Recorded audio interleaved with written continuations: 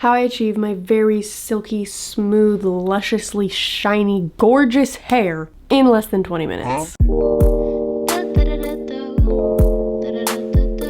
If you clicked on this video and when you blow dry your hair, it's very frizzy, dull, you have absolutely no idea how people get it to be shiny and stay that way throughout the day, and you're in the bathroom for like an hour plus trying to blow dry your hair, this video is for you. This is my natural hair pattern. I do have some wave in there, and this is actually like more styled, and when it looks good, it kind of just looks really frizzy all of the time. The two main things I want people to take away from this video are product prep and technique. Those are the two most important things when it comes to blow drying your hair. Obviously, we are doing this on freshly cleaned hair. I just shampooed and conditioned. Prep is freaking key, people. I am not saying that you need to go and spend $1,000 bajillion on hair products. Now, the ones in this video are a little bit more expensive. The main thing that you need is a leave-in conditioner. This Shea Moisture one is my favorite cheap leave-in conditioner. It's very affordable. Was like the very first leave-in conditioner I ever bought. It's a very good product. I use a different one because this one is better, in my opinion, that I'm using in the video. And it is the Crown Affair leave-in conditioner. I know it's expensive, but it is my favorite, and I've been using it, I think, for like 2 years now. I run that throughout all my hair. Yes, I even put a little bit throughout my roots. I don't like scrub it into my scalp, but I put it on my hair up there. And that also acts as a detangler, and when you are going to blow dry your hair, you want your hair to be very, very detangled. Some type of blow drying, smoothing product that you like. Now, if you have finer hair, try and find one that's a little more lightweight so it doesn't drag your hair down. If you have coarser, curlier hair, you're probably going to need something that's a little bit more heavier. In the past, you have seen that I have used Color Wow Dream Coat. Still beautiful, amazing product. I use it every single time I do blowouts. In this, I'm not using very high heat, and with that product you need more heat to like activate it, and we're doing a very quick, simple blow dry, and for that I like to go in with the Color Wow Pop and Lock High Gloss Finish. This stuff goes a very long way. I only need like one pump of this, and I put this throughout my mids and ends where I get a little bit more frizzy, and this really helps my frizz. I actually recently started putting this in my hair just on the normal, not blow drying, just letting it air dry, and I really like it. I've been using this probably for about 6 months now. Heat Protectant. This is my all-time favorite heat protectant. I will forever rave about this product because when you put it in, it doesn't feel like you have product in your hair, because I don't know why so many brands cannot get it right. It just, you know, you put it in, it's sticky, it like has grip to it. It just feels like when you don't rinse all of your conditioner out of your hair and your hair doesn't feel clean, it feels grimy. This one does not do that, and I thoroughly put that throughout my hair. Last but not least, which is kind of controversial, a hair oil. You need to make sure that the hair oil can be put in your hair before you use heat on it. And if you're reading the directions on your hair oil and it says like put in damp hair before styling, you can most likely use it before heat. If you can use it with heat, it will most likely say it has heat protectant in it, and if it has dimethicone in it,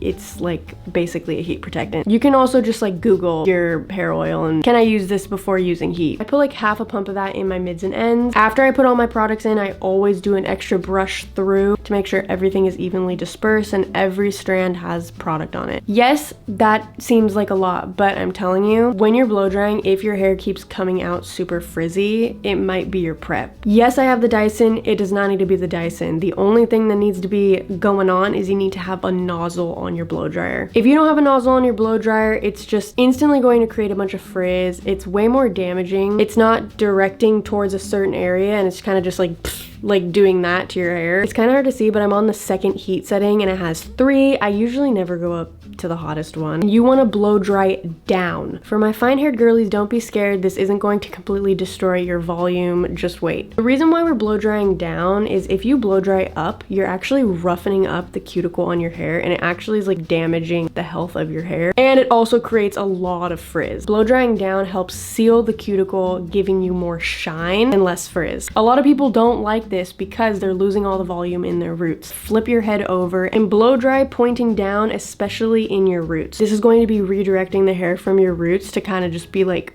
going up, and it's going to give you a little bit more volume. The longer you do it, the more volume you're going to have. This is a quick blow dry. I didn't really do it for that long because when I'm doing my hair straight, I don't really care about that much volume in my roots. You want to get it to about 80 to 90% dry. You want your hair to be the tiniest bit damp, but you do not want it to be wet because we are going in with a blow dry brush. There's a very big misconception about these things that these are blow dryers. They are not. These are styling tools. You are You're never supposed to take a blow dry round brush on sopping wet hair. You're going to have to do so many more passes on each section, causing a tremendous amount of heat damage. And when you think about it, it's not sleeking the hairs down like how we were blow drying down first. It's kind of just blow drying the hair like this, and it's not sealing the cuticle, so you're not going to get as much shine. Taking my thumbs right above my ears and going straight back and sectioning away all the hair on the top of my head. I prefer and have found it the easiest to work from the bottom to the top. This is the Revlon blow dryer brush. This is the 2.0, and it is a little bit more expensive than the original. If you have the original and you follow all of the steps and you get it down, you're going to get the same exact result, if I'm being completely honest. This one might give you the teeniest tiniest bit more shine. The 2.0 is just a little bit more high quality, and whenever a heating tool is more expensive, one, it's made with better materials, and two, it regulates heat a lot better. The original Revlon brush does get pretty hot. I would suggest using low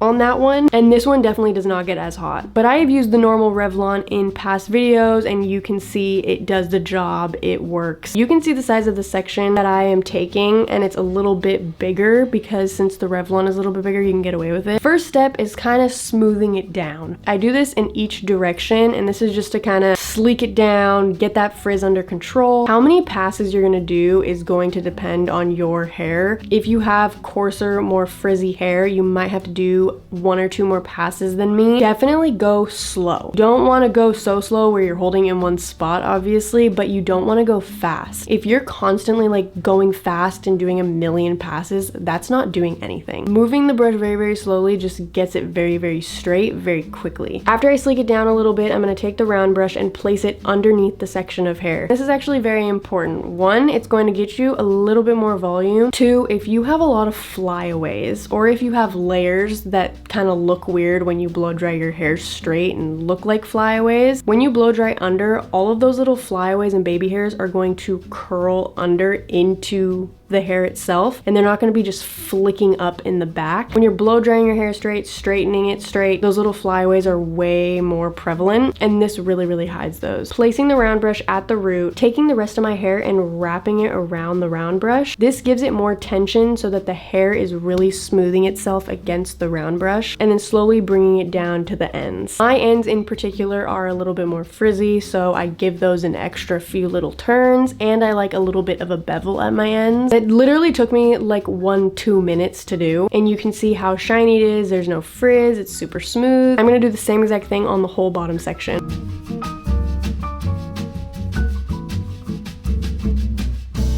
You can stop right there and just call it a day. You know, it's shiny, it's smooth, no frizz. But to kind of lock it in place and to make it not frizz later and to really promote shine, I'll go on the cool setting and I'll take this entire section and just kind of go over it to lock it in place.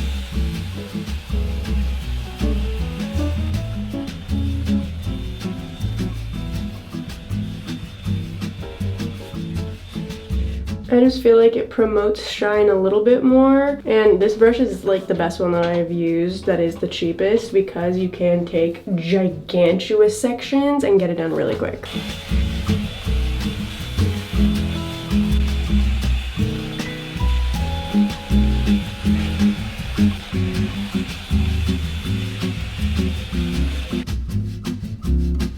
Now that our bottom section is done, I'm just gonna flick it to the back, get it out of the way. Our next section is going to be 2 slices taken of where you would have like a side part, and we're going to clip away our mohawk top section. Always making sure to detangle our hair before going in a round brush, because you don't want your hair to get tangled in that thing. And again, doing the same exact thing, smoothing it down in both directions, wrapping it around to get that tension, and blow drying it under.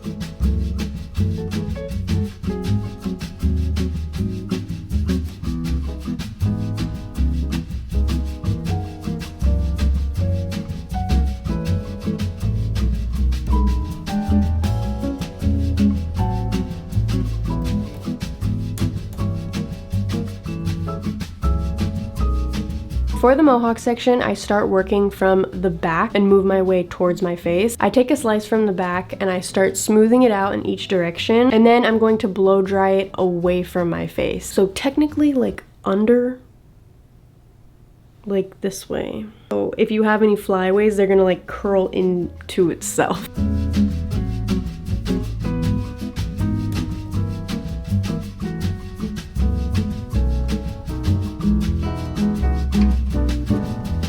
do have long curtain bangs in this, and to style those, I first roll in towards my face, especially at the root, and then I'm going to blow dry the mids and ends of the curtain bangs away from my face. And this just gives it like that nice swoosh. And I always finish off a blow dry with some hair oil. You guys already saw the hair oil I went in before we blow dried, but a dupe for that hair oil, which is a really good hair oil that I was one of the first ones that I ever used because it is so affordable, is the OGX Argan Oil. This stuff goes such a long way. It can be like very silicone-y, so you don't need to use a lot of it. And I just evenly distribute that all through my mids and ends to add some shine and just sleek everything down. And as you can see, my hair doesn't look like super dry. It has that shine, it has life to it.